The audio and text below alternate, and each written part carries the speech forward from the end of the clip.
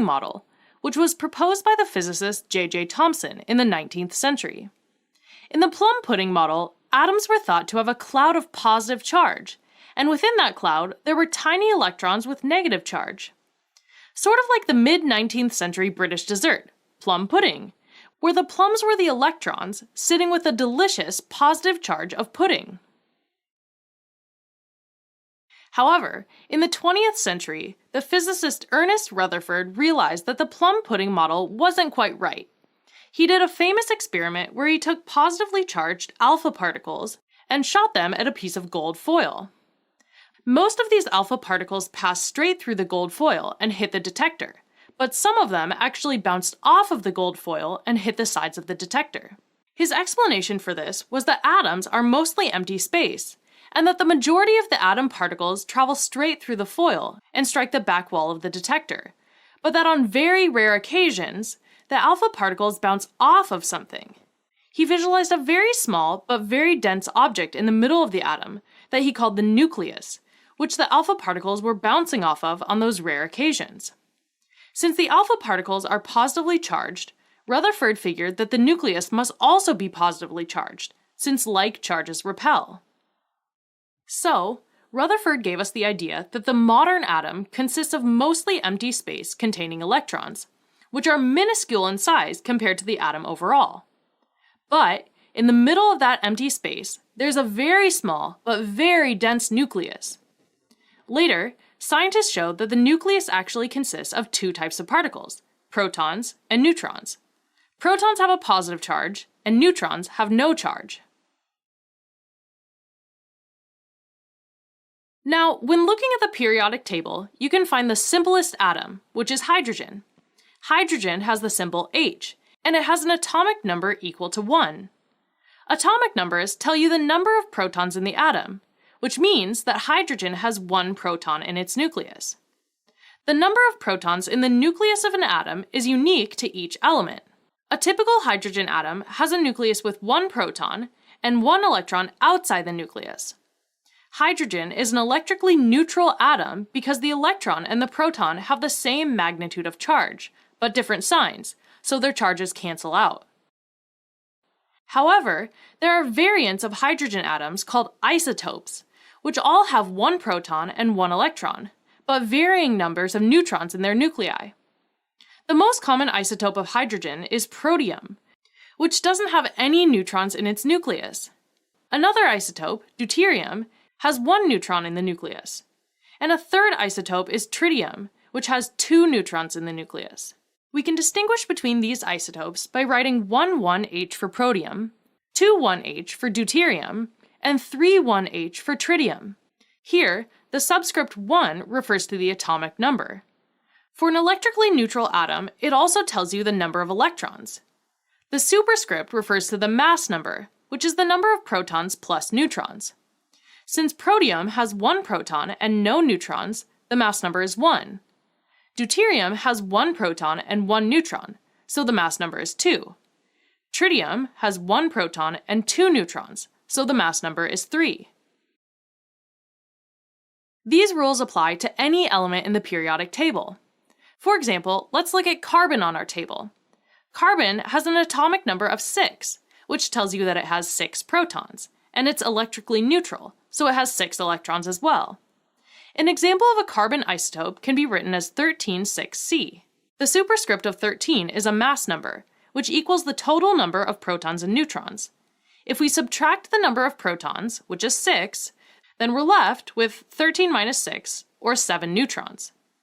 Another way to represent isotopes is to write the name of the element followed by a hyphen and then the mass number. So, carbon-13 refers to this carbon isotope. Okay, let's get our periodic table back up again. Now, as you can see, hydrogen has an atomic number of 1, which means 1 proton and 1 electron. The electron for hydrogen can be symbolized by drawing a dot next to the H symbol. This is called Lewis dot notation.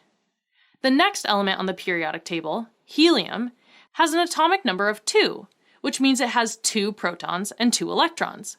Since the neutral helium atom has 2 electrons, the Lewis dot notation for helium has 2 dots next to the He symbol.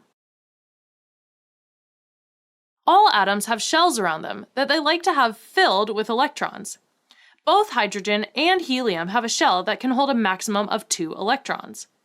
Since helium has 2 electrons, helium already has a full shell, and it's chemically unreactive. In fact, helium is an example of a noble gas, which are elements on the far right side of the periodic table that are unreactive because their shells are filled with electrons. In contrast, hydrogen is very reactive since it only has 1 electron, and is therefore much more willing to form a bond with another element, so that it can share 2 electrons and have a full shell. The next element on the periodic table is lithium, which has an atomic number of 3. So, it has 3 protons and 3 electrons. 2 of the electrons fill up the first shell. The 2 electrons in the first shell are considered to be inner shell electrons and are called core electrons. The third electron must go into a second shell. This electron in the second shell is considered to be an outer shell electron, and it's called a valence electron. Valence electrons are important because they're the ones that participate in chemical reactions. When we draw Lewis dot notations, we're only drawing valence electrons. So, to draw the dot notation for lithium, we draw a single dot next to lithium to represent its 1 valence electron. The next element is beryllium, and it has an atomic number of 4, which means it has 4 protons and 4 electrons. 2 of the electrons fill up the inner shell, and the remaining 2 electrons are in the outer shell.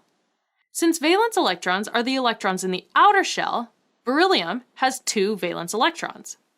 So, to draw the dot notation, we draw 2 dots next to the symbol for beryllium.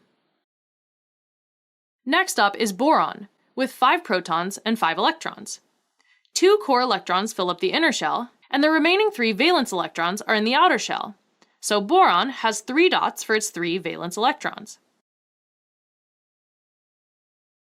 Then there's carbon with 4 dots, nitrogen with 5 dots, oxygen with 6 dots, and fluorine with 7 dots. Finally, there's neon with 8 valence electrons, which completes its second shell. Just like helium, this is a noble gas because it's not looking to chemically react. Now, each horizontal row of the periodic table is called a period, and moving across the period from left to right, we're adding 1 additional proton and electron for each element. Hydrogen and helium are in the first period, and moving from lithium to neon includes the elements in the second period. Now that the second shell in the second period is full, we have to move to a new period. So, next, let's look at sodium, which is in the third period. The atomic number is 11, so sodium has 11 protons and 11 electrons. The first 2 electrons fill the first shell, the next 8 electrons fill the second shell, which leaves 1 electron that has to go into a third shell. The 10 electrons in the 2 inner shells are core electrons, and the 1 electron in the outermost shell is the valence electron. So, sodium has 1 valence electron, represented by 1 dot. Next up is magnesium, which has 1 more valence electron than sodium, so it gets 2 dots, and the pattern continues. We keep adding valence electrons to the outer shell as we move across a period, and when we completely fill a shell, we move to a new period. Now, the vertical columns on the periodic table are called groups. The leftmost column of the elements is group 1a, and they all have 1 valence electron. Likewise, all the elements in group 2a have 2 valence electrons, and so on. So the group number tells you how many valence electrons an atom has. And because they all share the same number of valence electrons, each group of elements has similar chemical properties. For example, group 7a are the halogens, and since they all have 7 valence electrons, and they're just missing 1 electron to fill their shells, they're very chemically reactive. A final pattern is that the left side of the periodic table has the metals. One exception to this is hydrogen, which is a nonmetal. And the right side of the periodic table has the nonmetals, elements like carbon, nitrogen, and oxygen. A little stepladder line is drawn on the periodic table, which divides the metals from the nonmetals. Some of the elements that sit directly on the stepladder line, like boron and silicon, are called metalloids. Alright, as a quick recap. Early experiments revealed that atoms consist of a nucleus that has protons and neutrons. The nucleus is surrounded by negatively charged electrons. Atoms of each element have a unique number of protons. However, isotopes of the same element have different numbers of neutrons. In a neutral atom, the number of protons is equal to the number of electrons. Elements in the same group on the periodic table have the same number of valence electrons and therefore react in similar ways.